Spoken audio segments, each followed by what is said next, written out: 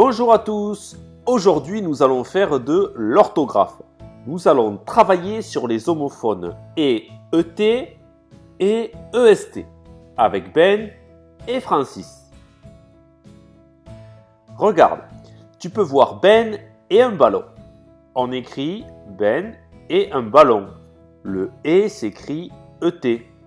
Ça veut dire qu'il y a Ben et puis le ballon.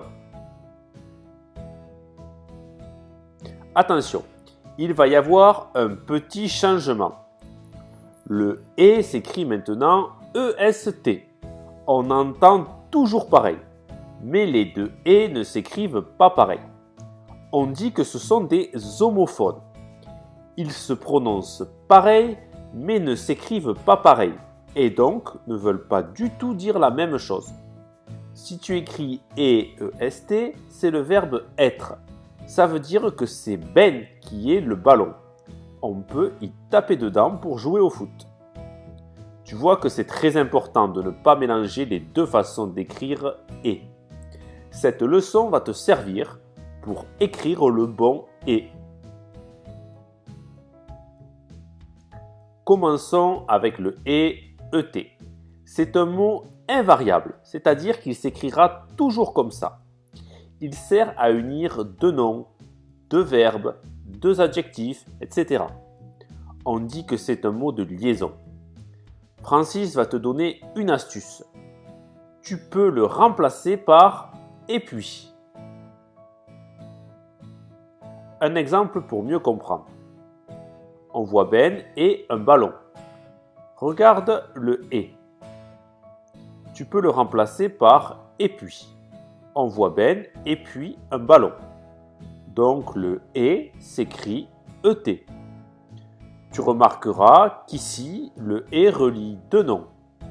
Ben, qui est un nom propre, et ballon, qui est un nom commun. Maintenant, intéressons-nous au « et EST ». Tu l'as peut-être reconnu, c'est le verbe « être » conjugué à la troisième personne du singulier. Francis va te donner une astuce pour le reconnaître. Il va falloir que tu retiennes cette astuce, c'est très important. Puisque EST est le verbe être, alors tu peux le remplacer par était. C'est le même verbe, mais à l'imparfait. Regardons un exemple. Ben est un sportif. Tu as vu? On écrit le EST. On peut le remplacer par était. Ben était un sportif. Résumons ce que tu dois impérativement retenir. Tu peux remplacer le ET par et puis. Tu peux remplacer le EST par était. À bientôt pour une nouvelle leçon avec Ben et Francis.